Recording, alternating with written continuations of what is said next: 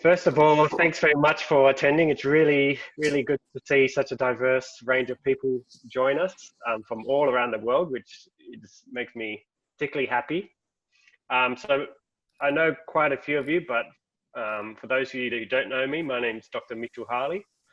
I'm a senior lecturer at the UNSW Water Research Laboratory, so the University of New South Wales. I'm based in Sydney, in Australia here. It's 5 p.m. here in Sydney on Tuesday night. So you can probably see it's starting to get dark in the background here. But I'm glad that everyone can join. We held our first CoastSnap users workshop last year, which was in Toulouse in France. That was part of the Coastal Imaging Research Network, which is a network of researchers involved in this thing that we call coastal imaging. We had about 25 participants, I think. Some of you here are joining online today. Of course, times have changed. In these crazy times, we're affected by coronavirus. But the good thing is that we've shifted to an online format, and the fantastic thing is that it enables so many people from around the world to join, and we're not restricted by travel and costs of airfares and everything like that. And I'm particularly excited to see people from developing countries and things like that join, because that's exactly why that was in our thoughts when we started talking about CoastSnap. So this photo you see here is from our first station at Manly Beach in Sydney, if you've been there before. Actually, just a little bit of a fun fact, the person you see in this photo here is actually a BBC journalist by the name of Rebecca Morrell, and you may have seen a few years ago that heard this story about a BBC journalist on Mount Etna being blasted by a volcano, caught up while Mount Etna erupted. She's actually the person who was there and got caught up in that mess. And she actually joined me for a day looking at CoastSnap. And now she's posted on our page. First of all, for the international audience, you may not be familiar with this, but in Australia, what we do when we give a presentation is we first do an acknowledgement of country. And that is basically, you may have, this on the left here, you see a map of Australia. And you probably may not have seen a map like this before, but it shows all the different cultural groups by Indigenous people in Australia. So over 250 cultural groups with diverse languages, and over 60,000 of continuous occupation throughout Australia. So what we do in Australia when we're giving a presentation is that we acknowledge the land that the particular cultural group that we're on, and we pay respect to the elders, both past, present, and emerging. Where I am based in Sydney is actually the cultural group known as the Eora Nation. This photo you see on the right is actually taken from exactly 2 kilometers from where I'm sitting right now. I visited it the other day, and this is some Indigenous rock engravings showing fish, which were probably about 1,000 years old. And the people, particularly where I'm from, the Gamaragal people where I'm based, they are what we call saltwater people, so really closely attuned to the coastline and the coastal environment. So I guess we have a tremendous burden here in Australia to continue that knowledge with understanding our coastlines and making sure that we can continue on in a sustainable manner. So yeah, there's a question about whether this will be recorded. The answer will be yes, it is, and I'll send over the link for this presentation. The other thing I'd just like to mention is for people involved with coastal imaging, there is a person by the name of John Stanley, who is essentially the powerhouse behind coastal imaging. based at the Oregon State University for over 3 decades. So if you've heard of the Argus coastal imaging system, which I've been involved in for getting on 15, 20 years, John was the powerhouse behind all of that. And unfortunately, John passed away earlier this year. So he was at the meeting last year in Toulouse, and I was fortunate enough. John and I spent some time together just 8 months ago in Sydney. John absolutely hated CoastSnap because he is a perfectionist, and he's very much interested in the nitty-gritty of coastal imaging. He took, when we visited a CoastSnap station, and he did take a photo, but he absolutely assured me that he did not want a photo of him being anywhere involved with CoastSnap. So there was a bit of a running joke. I'd just like to pay respects to John. Just the way this webinar is going to work, it's over 2 days. I'm doing it like that because it's 5 p.m. here, and if I'd like to cover a few things, and if I do it in an entire 6 hours, then that's getting on past midnight here almost. So we're going to do it over 2 days in 3-hour shifts. So these times are in Central European time. So the first 45 minutes are just going to give an introduction and background. And then at the end of that, what I'd like to everyone just to fill in, I've got an online questionnaire just to find out where everybody's from and what your skill sets are. And we can have a quick Q&A. So if you have any questions, please feel free to ask them, turn on your mic and ask them, or pop them in the chat if you prefer that way. Then we'll have a 15-minute break for coffee, or for me, I think I'll have some dinner.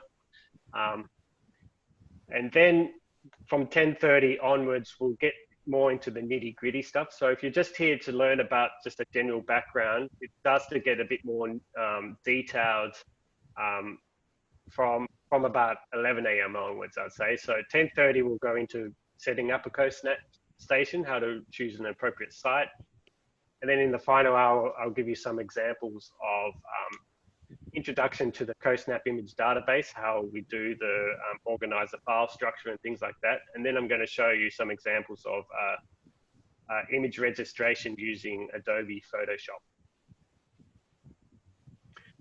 And then the second day, so tomorrow at the same time, we'll be doing more tutorials. So it's really detailed, and this is where we'll be using quite a lot of MATLAB. So if people have MATLAB installed, you can use it along with me, and we'll be actually going through the process of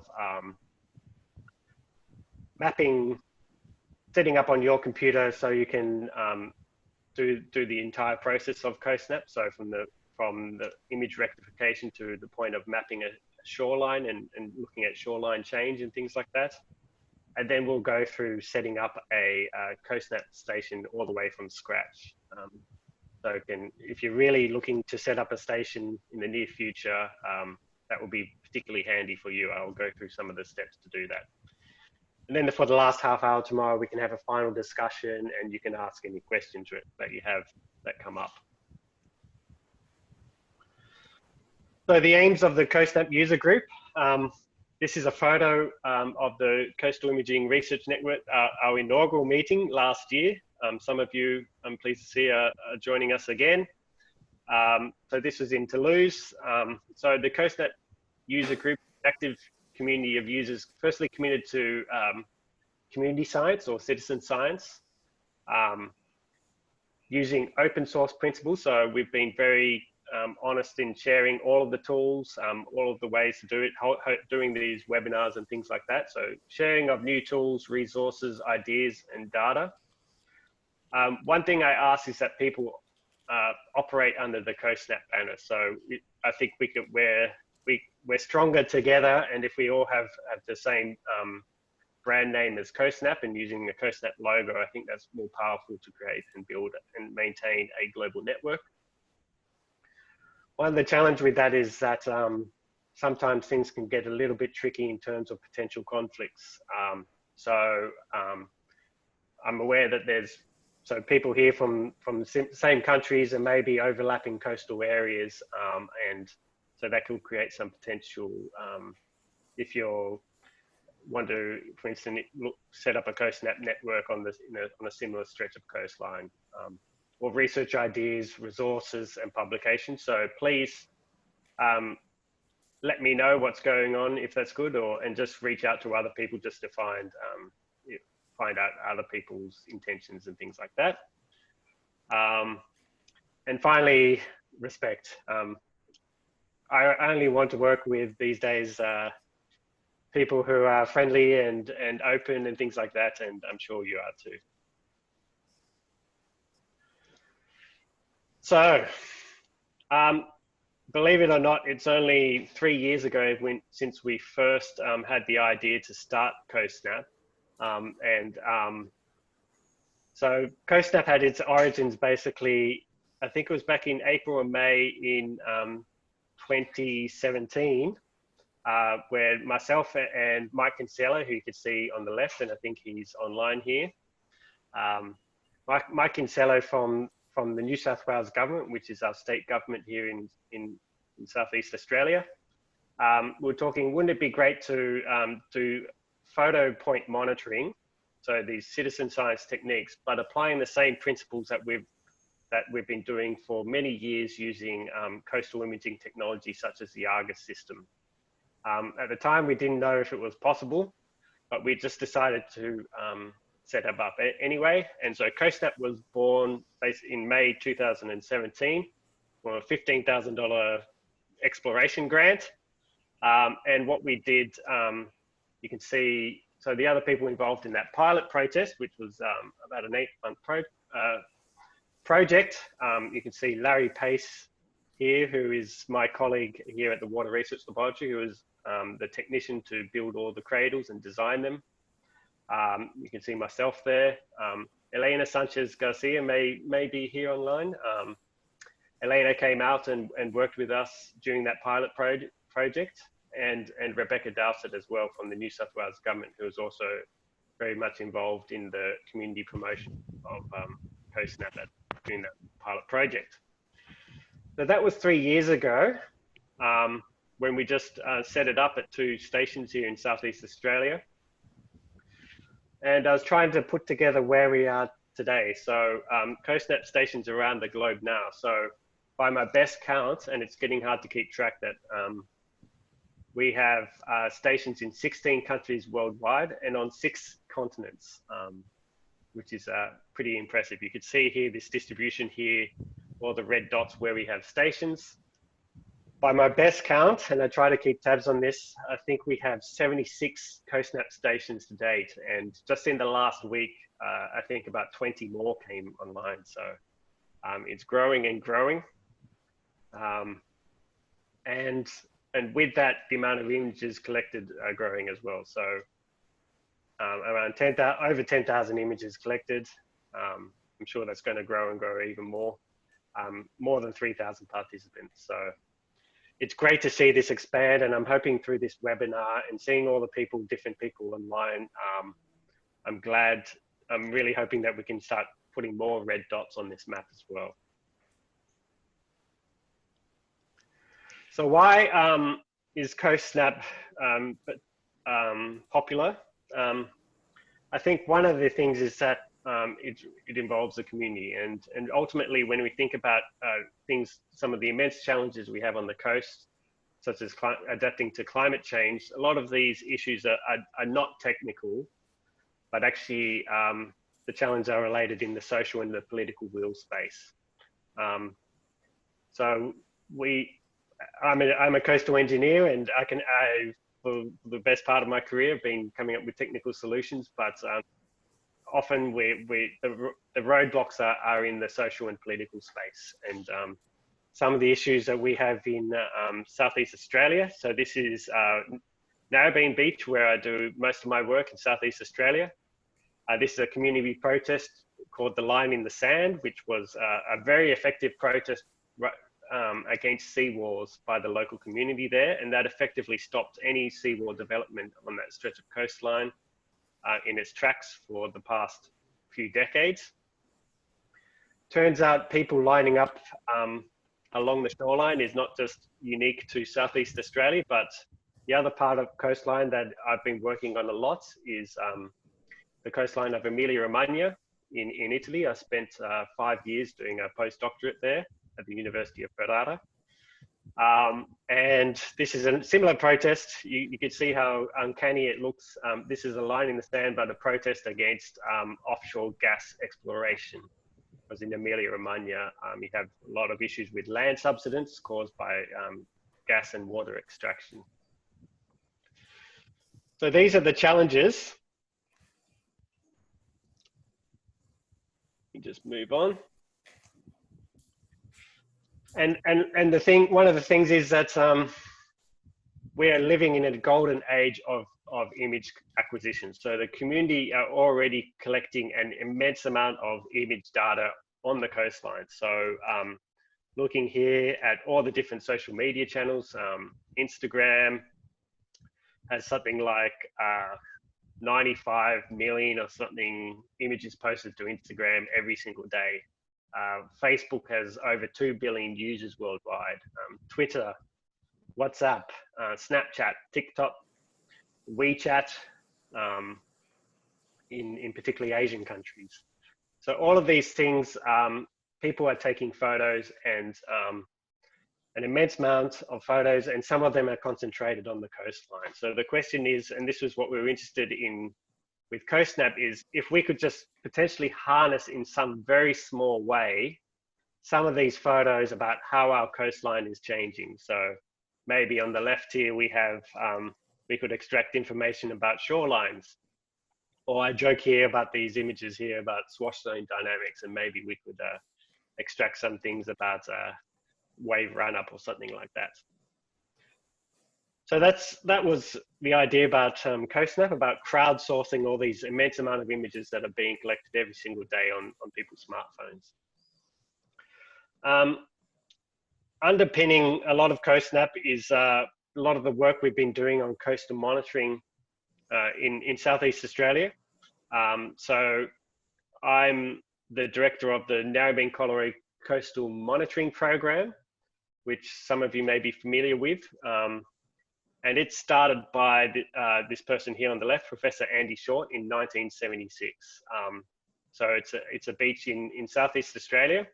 And Andy started collecting measurements of Collaroy Narrabeen Beach in 1976 and incredibly repeated them every single month for 35 years. In about 2006, Andy retired and passed on the baton to us.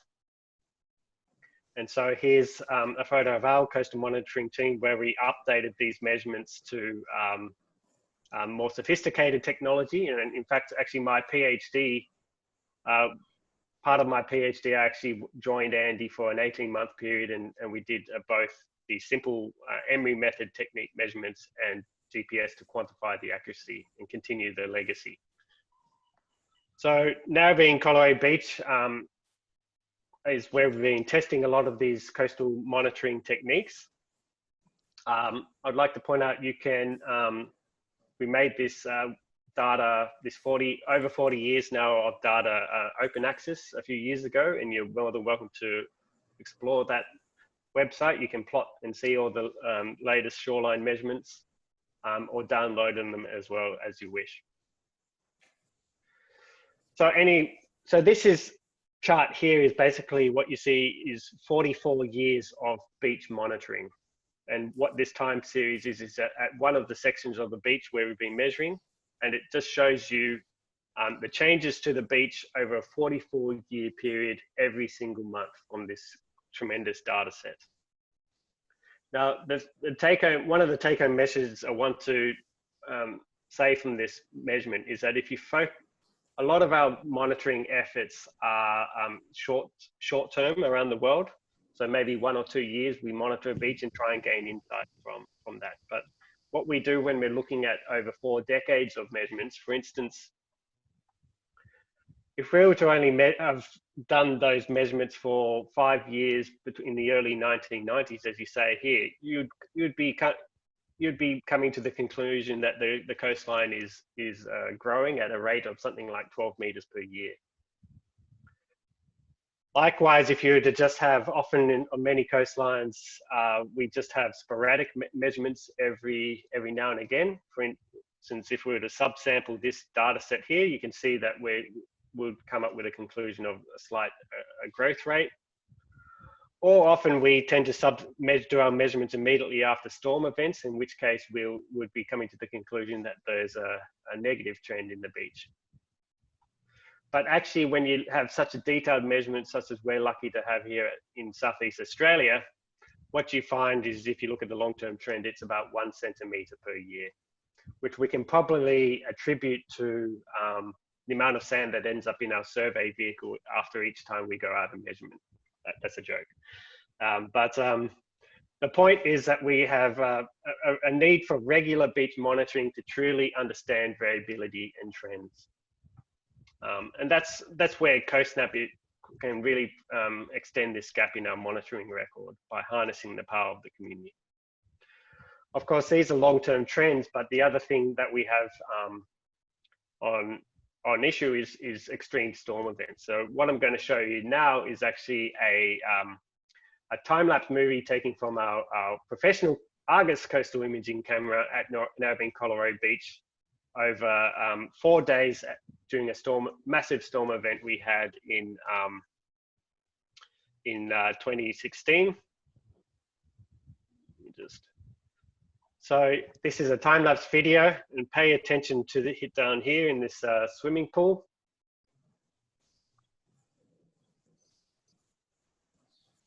And so in 4 days, you can have tremendous amount of erosion. This is during this extreme storm event, and it's just reset the storm. So during this storm, we recorded over 50 meters of beach change. So CoastSnap also has the power to not only capture these long-term trends, but potentially capturing the beach state immediately before a major storm event, and then immediately after, to get quite unique records of changes due to extreme storms.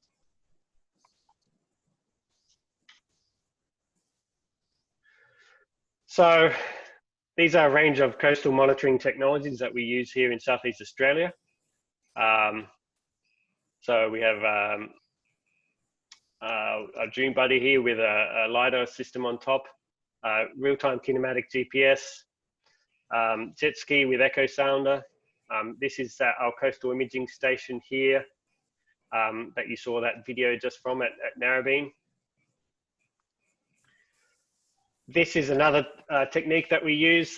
This is our fixed LiDAR system, which basically is like, I guess, a glorified speed gun, which scans the coastline 5 times per second to get quite high frequency changes to the coast. So you can actually measure on a wave by wave basis coastline changes, and that's at Narrabeen. We're fortunate enough also to have our twin engine airplane.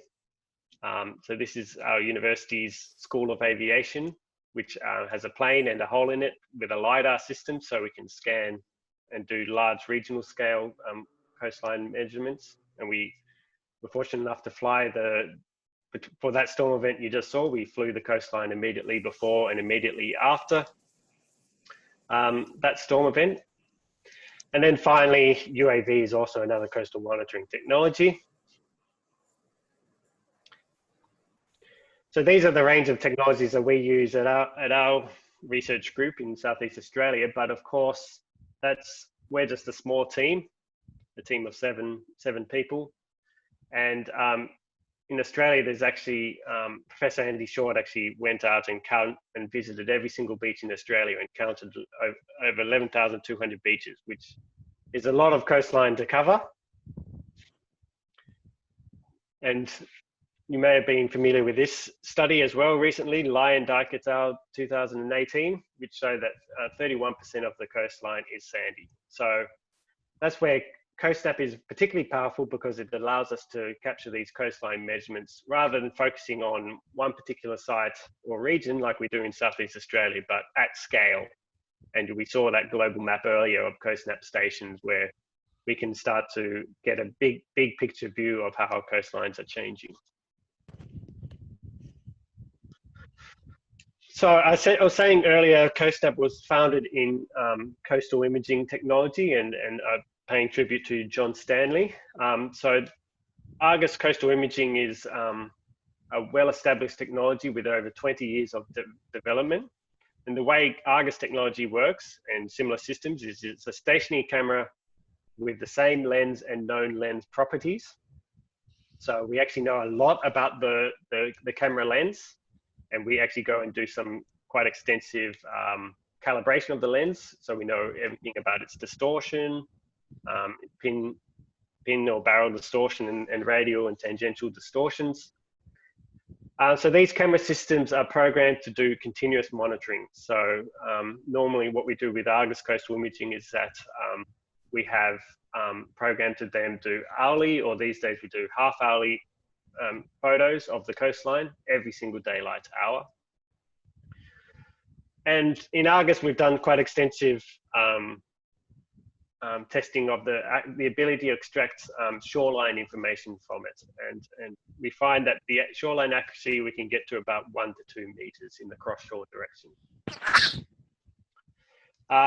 The challenging thing about Argus and similar systems is that firstly, it requires an internet connection, computer and power source. And with that, it has quite moderate setup costs. So probably a system here like that in Southeast Australia is probably you're looking at about 40,000 Australian dollars, maybe 30 something US. There's almost no community involvement involved. So these systems are just continuously collecting image information, and we don't do a particularly good job at letting the community get involved with that collection. And finally, we have issues with vandalism, particularly in unsecure locations. So we've had a few of these systems being stolen in the past. That leads us to what we were thinking about, photo point monitoring. And with CoastSnap, we're not saying that we were the first to do this photo point monitoring. These have been evolving over quite a few years. Here are some examples of similar systems. So here in Southern Australia, we have a system called the Fluker Post, which is basically general environmental monitoring. It's just a system of post where you put your smartphone and take a photo. And that was uploaded to Flickr at the time. Another one here is Nerds for Nature. So you can see here, which was a group which is now no longer in existence, but this was to look at bushfire regeneration. Here's an example in New South Wales by the New South Wales government for bushfire regeneration. Another example in the UK, in Pembrokeshire in the UK, the Changing Coast Initiative. So all of these, there's quite a few, and I know plenty more. The Auckland King Tides, for example, is another excellent example.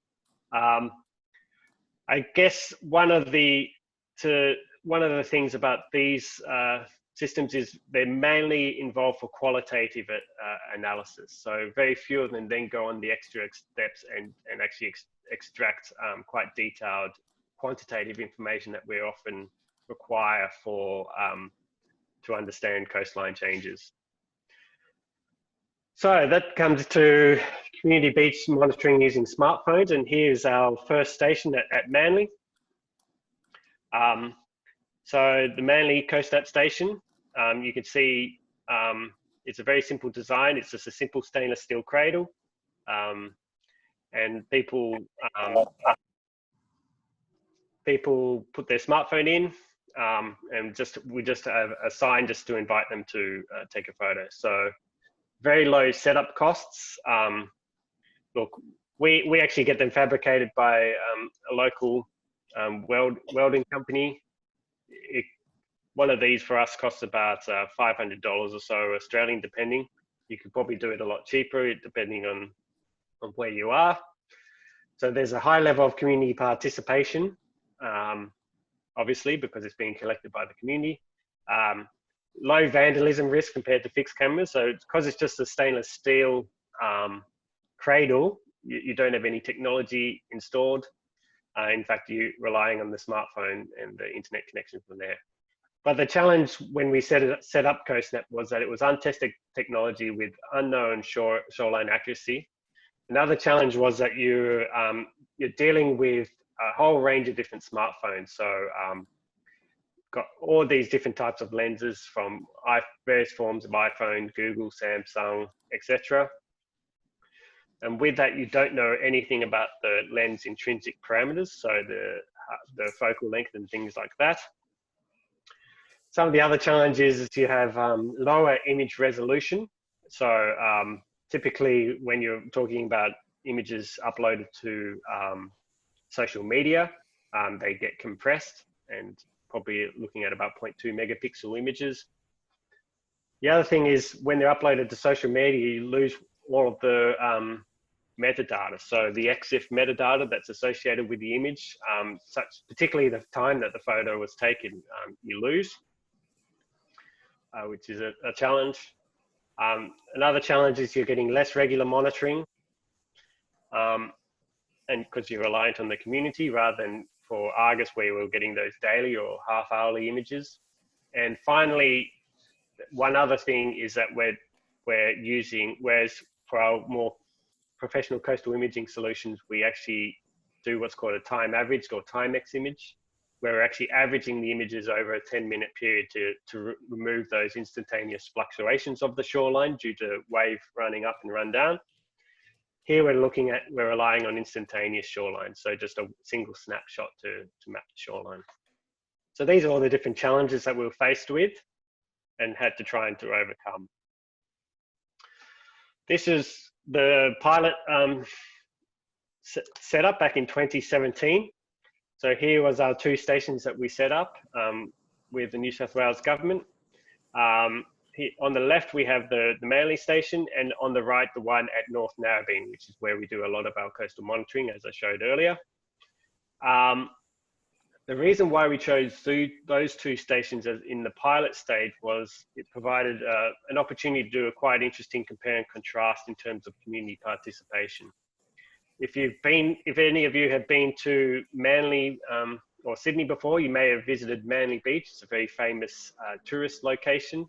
I think it has around 15 million visitors or so a year. North Narrabeen, however, is about 15 kilometres further north, still in Sydney though, on the northern beaches of Sydney. It has more of a local population, less tourists, although it is featured in the Beach Boys song Surfing USA.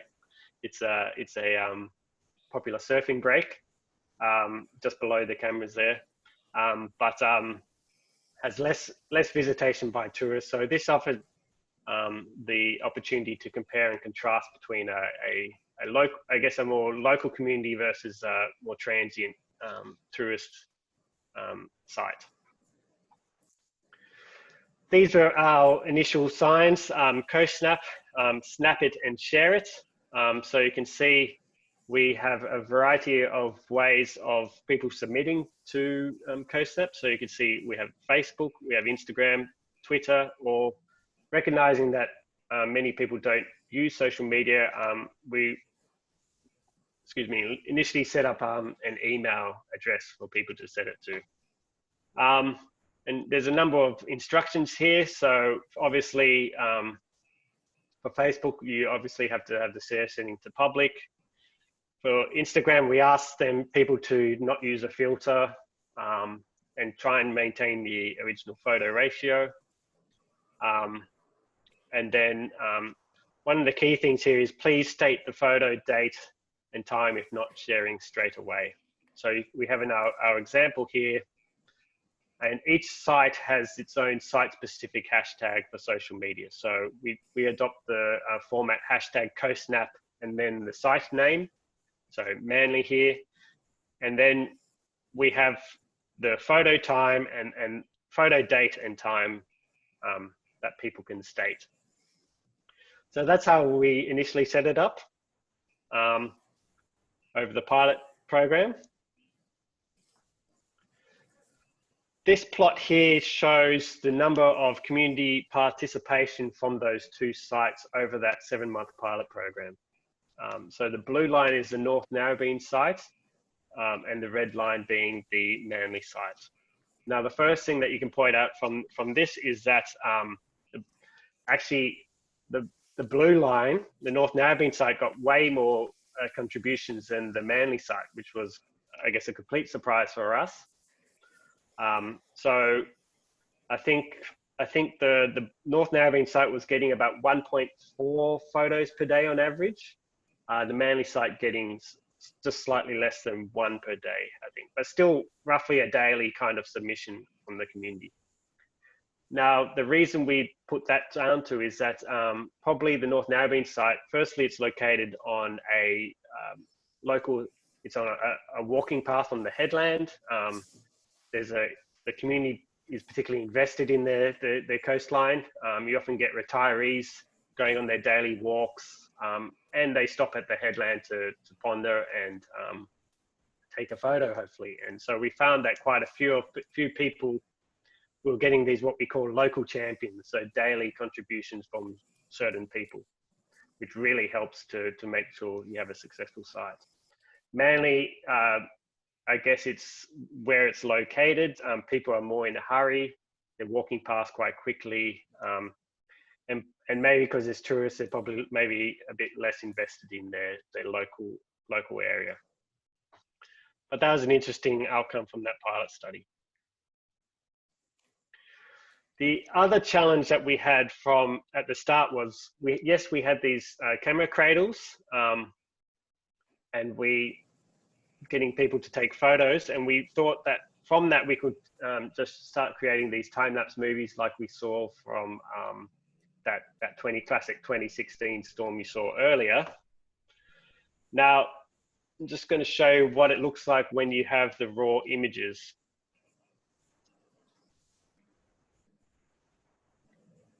So you can see here, these are the raw images, is that it's a complete nightmare to look at.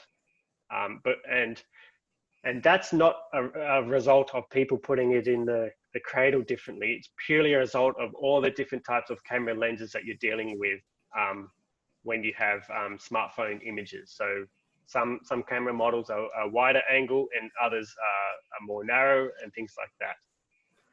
So that required an additional step in our process, which is called image registration, which is basically image stabilization technique to stabilize all those images. So on the right here, we have those same set of images, but after image registration. And then if you pay attention to this area here, you can see just how much more stable it is.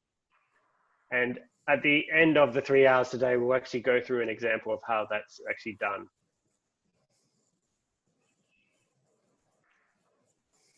So through that process, we're able to create a lot better time-lapse videos of each site. And here's an example. What I think I may do here is, first of all, this is our North Narrabeen site. May just draw the initial shoreline in here.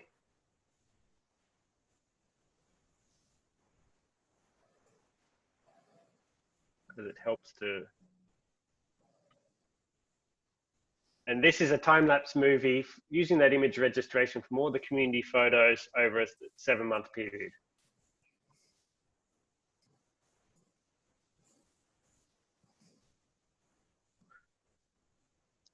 So you can see at the top, we put the time and the contributor, but also the tide level as well associated with it. So over this 7-month period, this site is at the entrance to what we call an ICOL in New South Wales, an intermittently opening and closing lake and lagoon.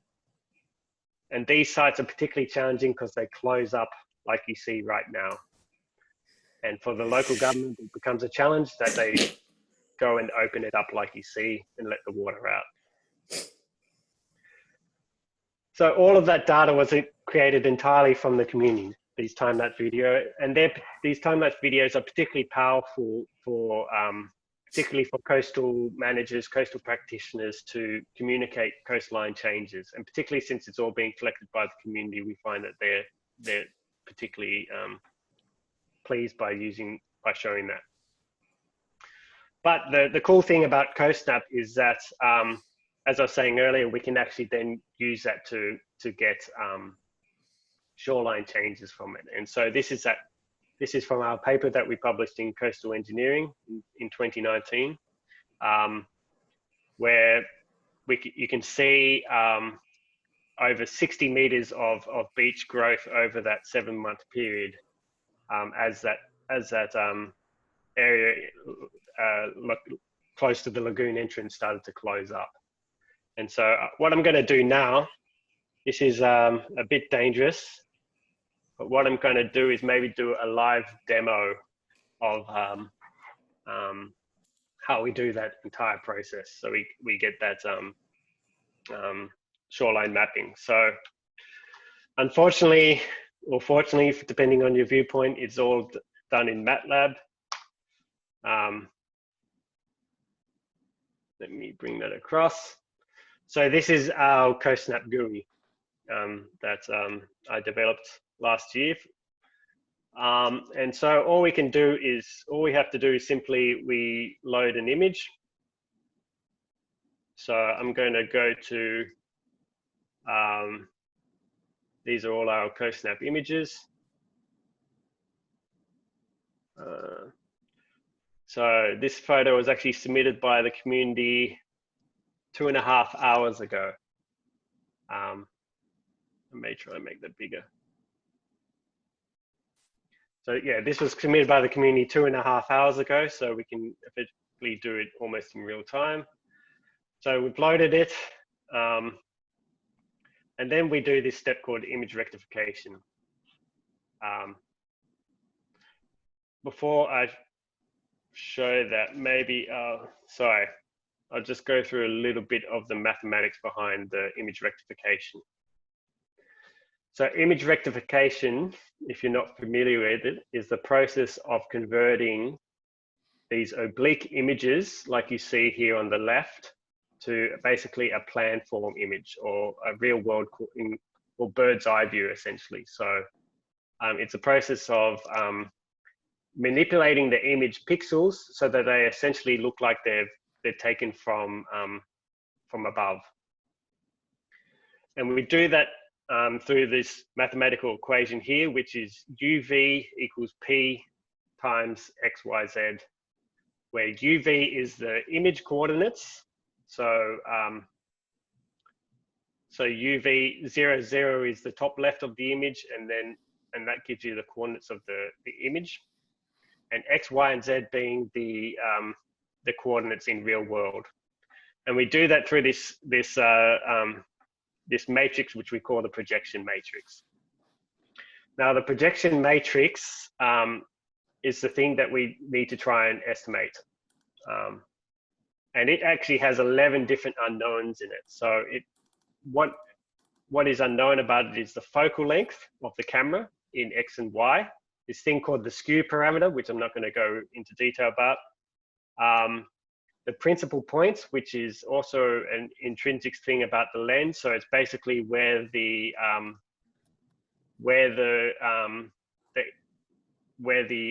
image pixels are projected to on the sensor, whether they're in the center or not.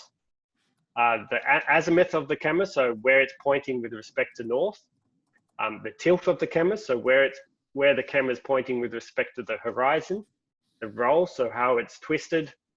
And then finally, the camera's X, Y, Z coordinates in real world.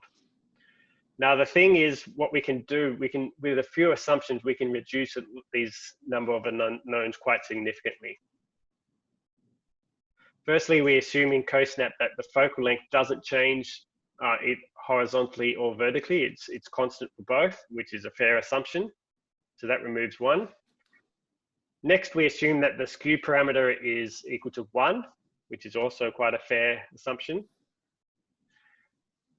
The third thing is that we assume that the image sensor is a perfect sensor. So it essentially, the light is focused immediately onto the center of the sensor.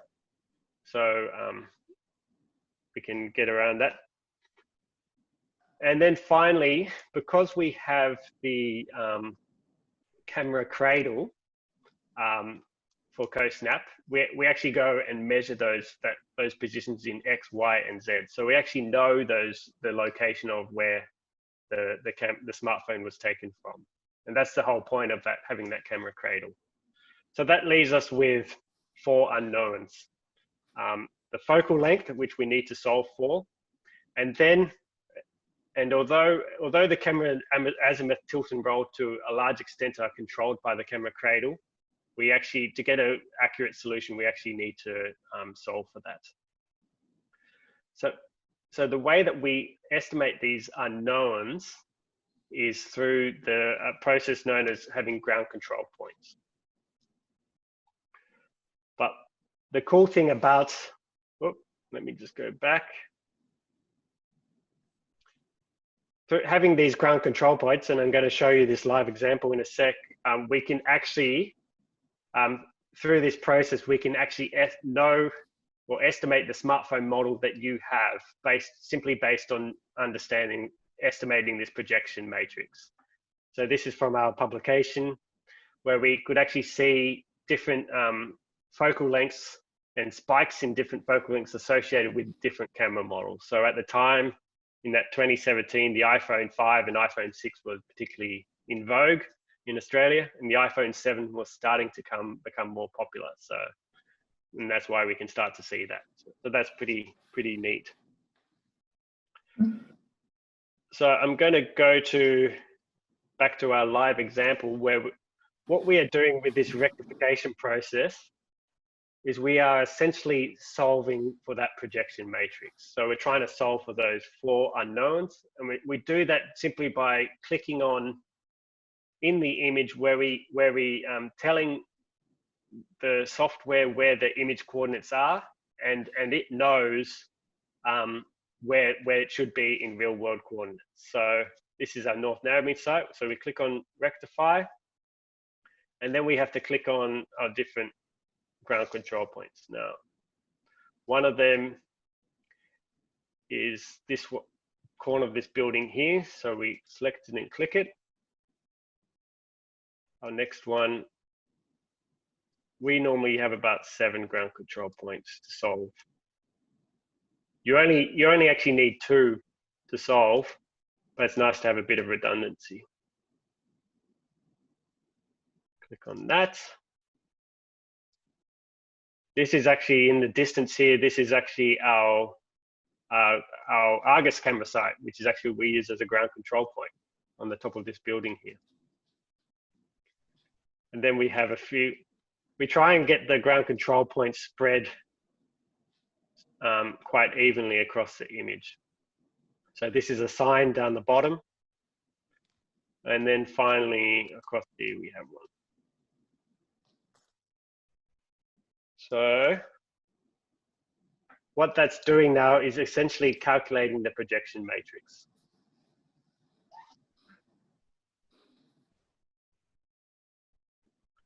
And there you go. That's the rectified image. You can see up here, it's finding that the focal length, it has an RMS error of 5 pixels for that solution. And the focal length for this particular camera is 65.3 degrees. So that's the first step in the process. The next step is to now that we have this here essentially in real world coordinates, we can start to do some analysis with it. So the next step is called the shoreline mapping process, and that's where we can identify the shoreline. And in CoastSnap, I developed an algorithm to do that, which essentially looks at the, so if you look here, you can see a lot of sand and you can see a lot of water, and generally the sand has a lot of red colors in it, and the water obviously has a lot of blue. So what we do in CoastSnap is we use those properties of the sand versus water, and we look at what we call red minus blue color space. And so if we click on map shoreline, If we click map shoreline here, ta-da, you can see that it's identified the interface from this image through that process. Now, what you can also see is if you look here, you can see obviously it's not going to always do a perfect job, particularly at this site where our shoreline actually is interrupted by a tree, annoyingly. But the software has the ability to do some minor editing as needs be. So I'm just going to click on Edit Shoreline, and you can just zoom into that area of interest and just kind of clean it up a bit. So we can delete a few things here and there. And then we kind of drag some, just move it just so it looks a bit nicer. So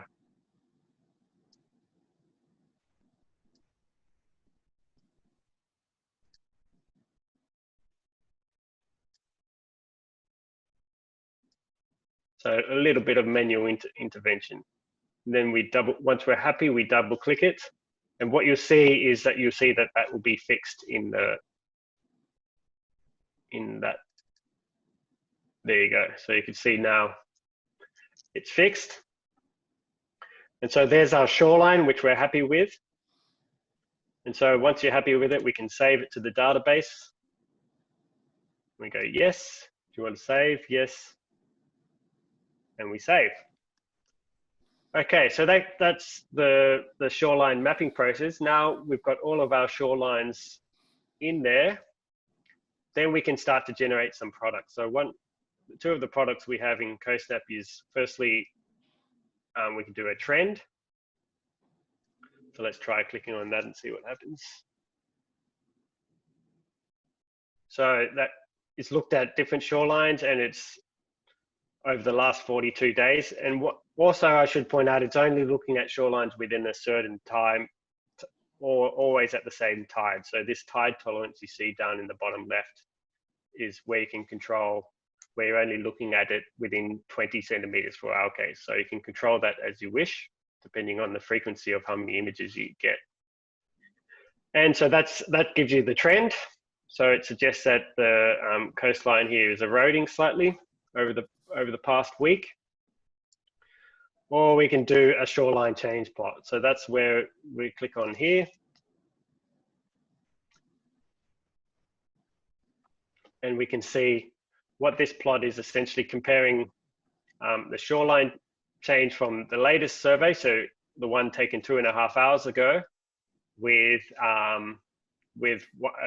similar process we did just 1 week ago. So we can see here that, sorry, my light.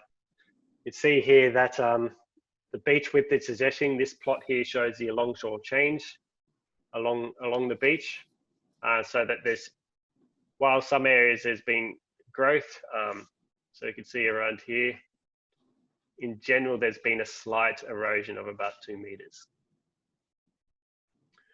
And then we can export and we can save. So we can save it to a JPEG or something like that. You can change the rendering to 600 and then export it as a JPEG. Put it on the desktop. And there we go.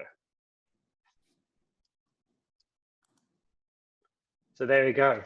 And that creates a simple product that we can use for reporting purposes, and particularly for our CoastSnap Facebook page and things like that. So let me go back to, that's essentially how it works.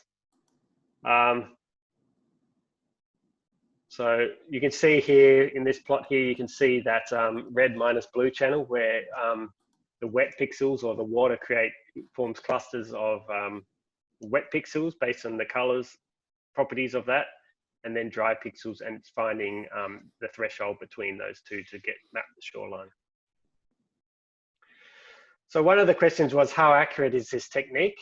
And so, of course, we're very much interested in that, and you can read about it in our coastal engineering publication. And so we actually went out and walked along the shoreline and did with GPS, did mapped at the same time the shoreline with the CoastSnap technology. And so this blue line here is actually a CoastSnap shoreline. And then that red there is us actually walking along the shoreline and measuring it ourselves. So you can just see how with a simple technique using smartphones, you can get quite accurate shorelines. And if you want interested in the particular statistics, we find that the root mean square error in the cross shore is about 2.6 we were finding for the Manly site, and 3 to 4 meters, say, at the North Narrabeen site. So when you're considering that you're getting shoreline variability, particularly on dynamic coastlines like we have in Southeast Australia of up to 100 meters, 3 to 4 meters accuracy, we're more than happy with, considering it's free data. One of the other tests we were interested in is looking at snapshots versus time averaged images. So this is a instantaneous on the left, and on the right is a timex images, and this is generated by averaging many snapshots over several minutes. And the advantage of that, and this is what we use in coastal imaging, is that you can actually start to see more interesting features like bar patterns like you see here, rip channels, and so forth. There's actually a good app to actually do that on your iPhone. It's called Average Camera Pro. So you can actually use the camera cradles to generate those yourself.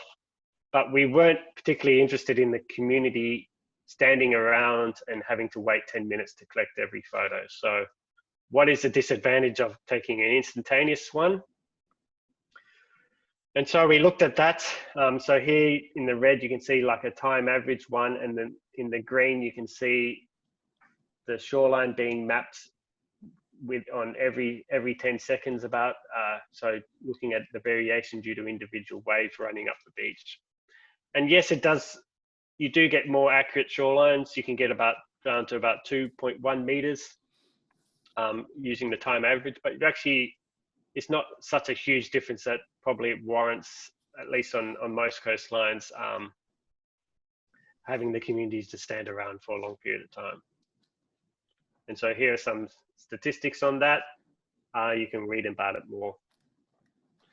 One of the cool things about CoastSnap is that with an active community, you can actually mobilize the community to take particularly pre-storm forecasts and things like that. So this is on our Facebook page. So we're interested in capturing before and after changes due to extreme storms.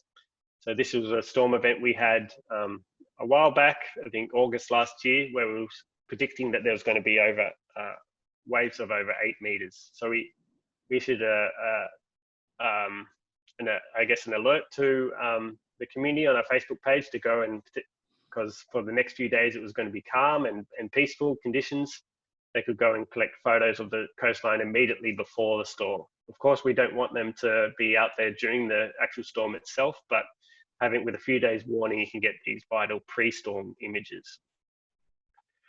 And so this is some of the stuff that we're able to do. So this is after that storm, we can quantify the exact changes due to those storm events. So for this particular event, we found, because it was quite striking the coast at an oblique angle, we found that there weren't many cross-shore changes. So if you look at the average beach change is just 1 meter, but you can see quite a substantial change in the longshore direction, where we had up to 30 meters of accretion and then subsequent erosion downdrift or updrift, sorry, due to these alongshore currents being driven by the storm. So that's a nice example of using it to collect vital pre and post storm information. The next thing, so that's where we are to date. Coming soon, there's some exciting developments, is that we're actually working with citizen science apps developers by the name of Spotteron, who are based in Vienna in Austria, who have vast experience with citizen science applications and have a whole number of different apps. So we're working with them to develop a new CoastSnap app. It's coming soon. And this is sort of what it looks like. We're trying to keep it as generic as possible, so with the idea that as many international partners like yourselves can adopt it and use it. Using, I guess, international language and things like that, rather than making it Southeast Australian focused. This is sort of what it looks like. It has some nice features like people, so this is particularly for our regular users, like the people who, I guess, who are submitting via email, which is a little bit cumbersome if you're doing it every day. And you can start to get points for being a regular CoastSnap champion. So you have a leaderboard and things like that, which is pretty cool. And you can see the results in real time as at least the photos themselves. You can't do the shoreline tracking technology, but at least the photos. The other thing this is a mock-up of what it's going to look like. There's going to be 3 types of options for the community to submit photos. Firstly, from a CoastSnap station, from one of those official stations that we have around the world. But we're also offering the opportunity for people to actually get involved and set up their own monitoring program if there isn't a site with a CoastSnap station. And so doing that by allowing the community to, provided they carefully control the position of the photo, actually have a way for them to do it themselves. And I'm actually working with a group of students here at the University of New South Wales, who some of them are online tonight. So hello guys, to develop actually a CoastSnap kit. So I guess a 3D printed version or something like that, where to send out to community groups or school groups to actually go and connect, I guess, a portable cradle to their local, whatever it is, a handrail or something, and be able to monitor their coastline. And then finally have an option to just do a free roaming snap. Now that's not desired because we can't really do the shoreline tracking, but at least we can get some nice photos where of the coast. The other things is that of course there's a lot of interest in having some social, I guess, questions, social science questions. So getting the users to interpret possible causes of the changes. So they're asked, for instance, if it's caused by tide, waves, wind, a storm event, human activity, climate change, or is it a natural trend, or maybe something else. And so I think with these kind of, particularly now that we have a network of a global network, we can get some really interesting information about people's perception of coastline changes around the world. And I'd be particularly interested to see how different cultural groups interpret that. And on that point, we're making it initially available in 6 languages. So English, French, Spanish, Portuguese, Dutch, and Italian. That's just reflecting the main user groups at the moment, languages at the moment, but there's the option to add more and more languages as you wish. So that's an exciting development. So finally, to finish this introduction, just here's a word cloud of all the different people who have submitted at our sites in Southeast Australia. And basically, this word cloud, this is what we used to do, was the more people who submitted their photos, the bigger their name became the word cloud. And here's some photos of all the different participants at different sites around the world. So that's about it for the introduction and background. What I'd like to do now is have let me have a look. A quick questionnaire. So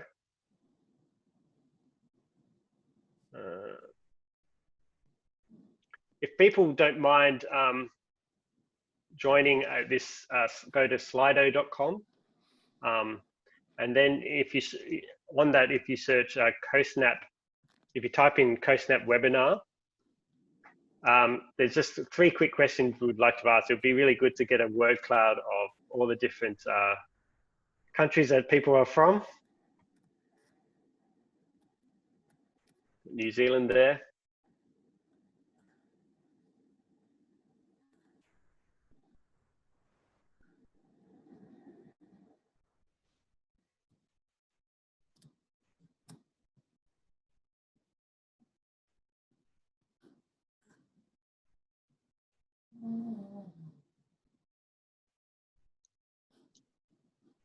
Italy's winning the race and New Zealand, I think.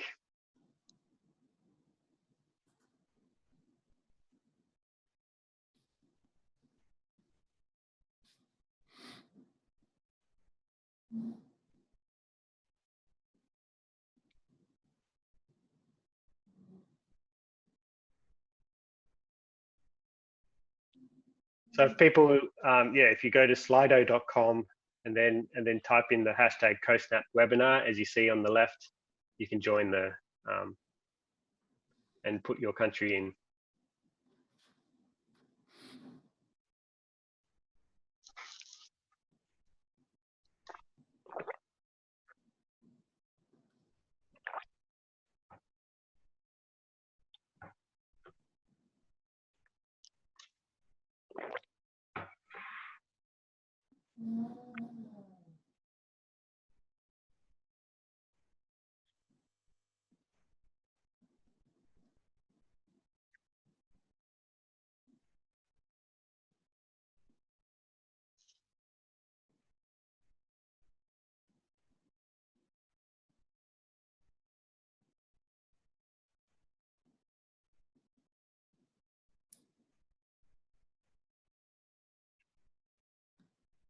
All right, great. So Italy's very well represented. France as well, good. UK,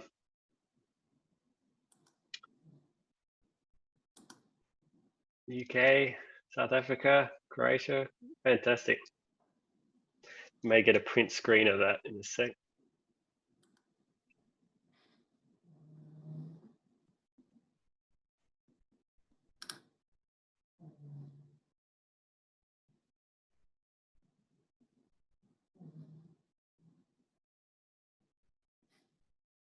I'm not sure if you can go also, there's 3 questions there, so I'm not sure if you can go.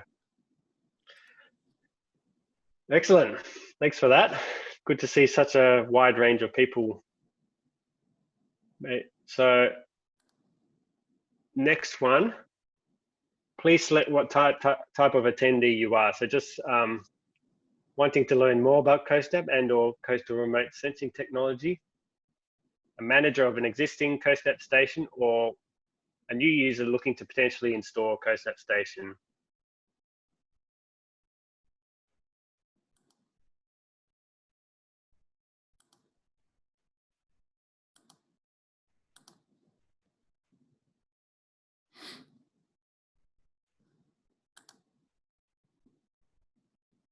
All right, so great to see so many new users, potential users. And then the final one, just if you're university academic researcher, if you're from government, when public service, student, like PhD student, undergraduate student, or consultant.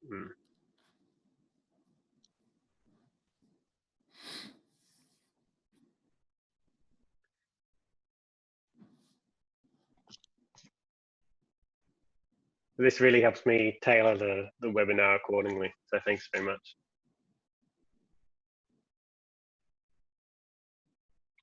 Great.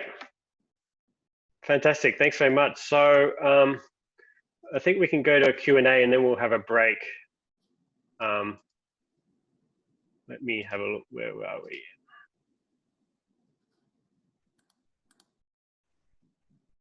Does someone have, I'll just go to the chat, but does someone have a burning question while, if you want to turn on your microphone?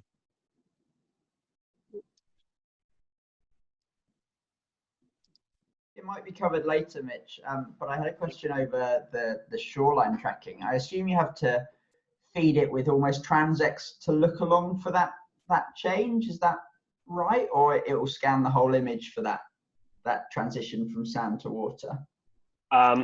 Yeah, so it does actually require, its input is a transect, which basically defines where it's looking in the image. And so it's looking in the rectified image, so that basically assures that you're you don't have to deal with different camera lenses and things. So it's always finding the same one. But we use these, a file called a transect file, I'll cover briefly that, but that's a little bit more technical. So, but yeah, that's how it does it.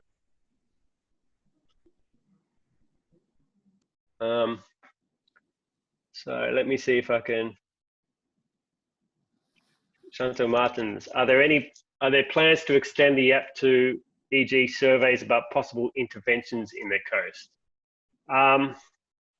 That's a good question. So I think one of the challenges with the app is you want to balance it of being simple to use, but providing some nice, quick information, but not having people fill out a questionnaire every time they submit something.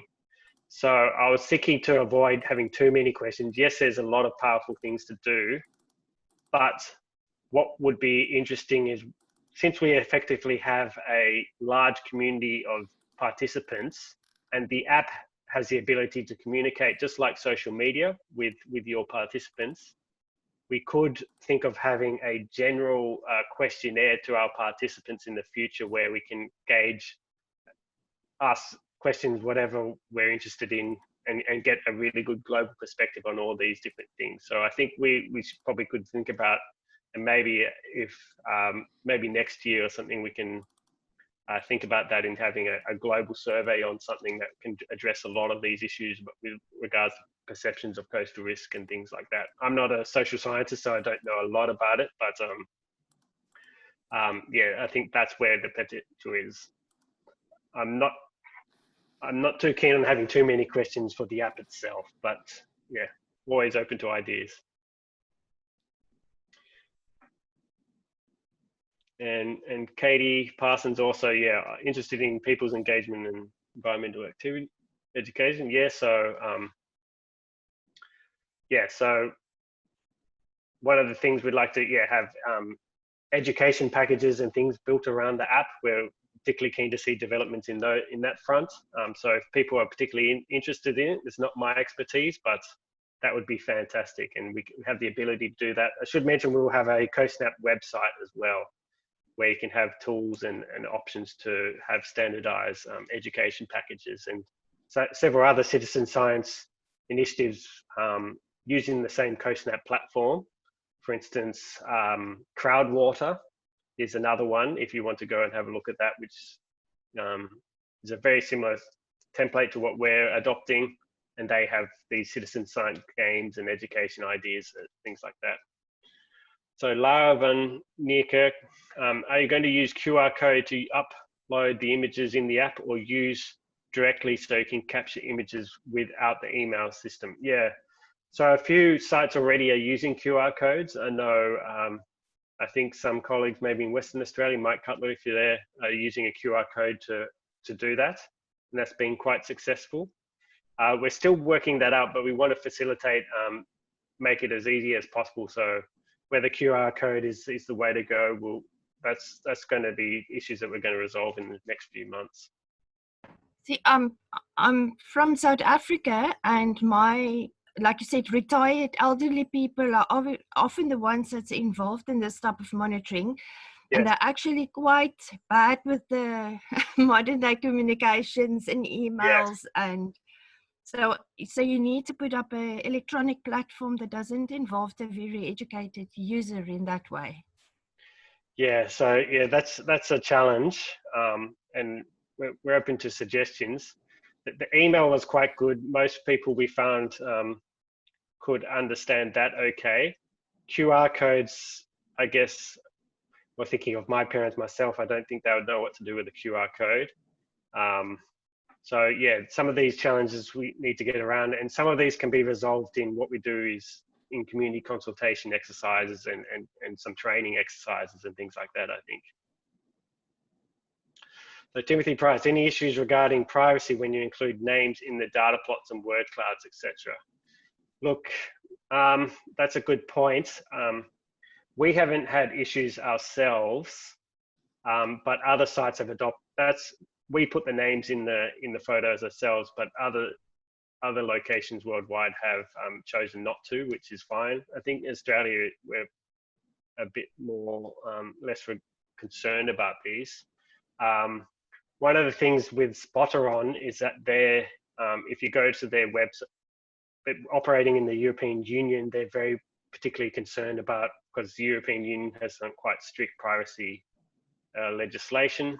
So they cover a lot of that, which is good.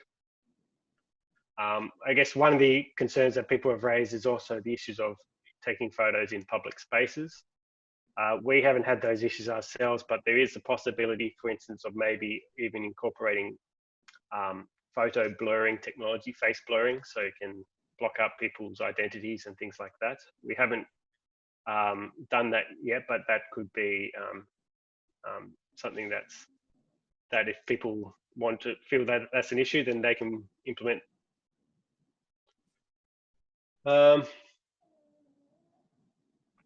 So GUI is not working properly. That's a technical issue. We'll deal with that in tomorrow's webinar. Do you have a tide lookup for each site to choose images within similar tide times? Yes. So it basically you can you direct it to a tide file. So whether that's the same file for multiple sites or for different, you can control it quite easily with that. So yes. So, and Timothy, do you have an idea how changing the permitted tide range in your GUI affects shoreline trends? So what I didn't mention, but when we have the permitted tidal range, we also do in those shoreline trends a simple tidal correction. So that just basically, so in our database, for each site you put in a typical beach face slope, and that enables you to make those subtle adjustments, linear adjustments though, to your shoreline based on the beach face slope. So that's obviously assuming a planar trend, but that I guess allows you to have a wider permitted tidal range and doing that tidal adjustment to do that. But obviously it's not perfect, but it does improve that in that sense. Joseph, follow up on it from tidal lookup. If images are only compared at same, does that mean some images are never used? What are the implications of this for macro tidal beach? Yes, some images absolutely are never used. And one of the things I would say about coastal imaging is that you generally have an abundance of data rather than too little. You don't need to map a shoreline on every single image. Don't be scared if images are never used, because I guess it's a matter of selecting the right photos, and that's what the tidal lookup does, and that's what we can do looking at before and after changes. We're only mapping shorelines on particular eventful things and things like that. Mike Cutler, yes, we've had good luck with the QR code so far, but still early days. Okay, any other questions at all? If anyone, we can take a 15-minute break.